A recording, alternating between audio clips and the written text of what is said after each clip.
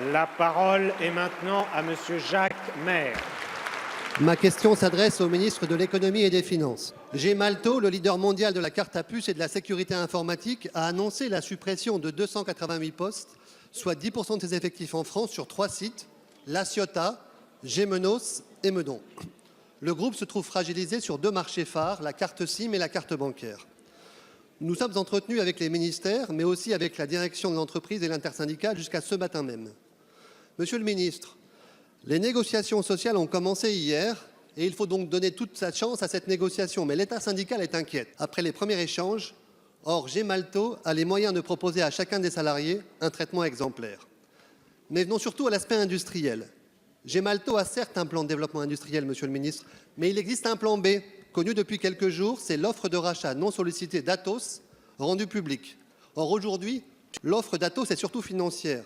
Thierry Breton n'a pas donné de grands éclairages sur l'intégration de Gemalto et la préservation des savoir-faire industriels. Il n'a même rien dit sur le maintien du plan social et il a fixé un ultimatum rapide au 15 décembre. Pourtant, monsieur le ministre, la BPI aurait déjà déclaré qu'elle soutient l'offre d'Atos. Pouvez-vous nous garantir que, d'une part, la décision sera prise dans la sérénité pour préserver nos savoir-faire, maintenir et développer l'emploi et donner un avenir à notre industrie numérique? Et puis, monsieur le ministre, pouvez-vous garantir que si jamais l'OPA l'emportait, Atos pourrait alors proposer un emploi à tous les salariés? Je m'explique. Monsieur Breton a dit qu'en payant 4,3 milliards d'euros, en attendant la baisse des cours, Atos ferait une bonne affaire. Alors, si c'est une bonne affaire pour les actionnaires, monsieur le ministre, cela doit être aussi une bonne affaire pour tous les salariés. Merci. Merci, monsieur le député. La parole est à monsieur Bruno Le Maire, ministre de l'Économie et des Finances. Monsieur le Président, Mesdames et Messieurs les députés, Monsieur le député Jacques Maire, vous l'avez parfaitement dit, Gemalto est une magnifique entreprise industrielle spécialisée dans les cartes à puce et dans la cybersécurité. 14 000 emplois dans le monde, 2 850 emplois en France. Mais Gemalto, comme beaucoup d'entreprises industrielles, est confrontée à la révolution numérique. Demain, dans vos portables, vous n'aurez plus de carte à puce, vous aurez un logiciel.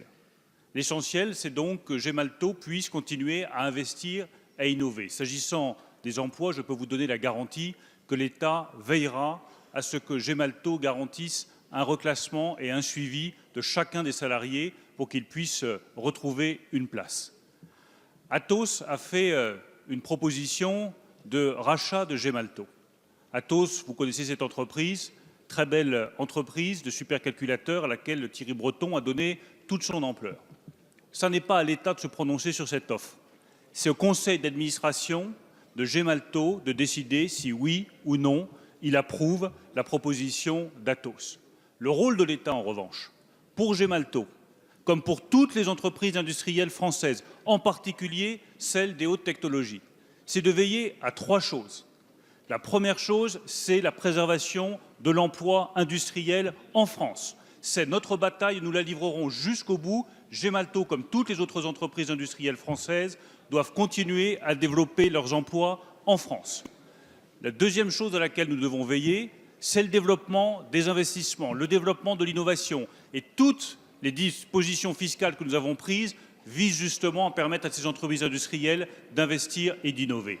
Enfin, la troisième chose sur laquelle l'État sera particulièrement vigilant, c'est la préservation de la souveraineté française en matière de haute technologie. Voilà les 3 engagements que nous prenons pour Gemalto comme pour l'industrie française.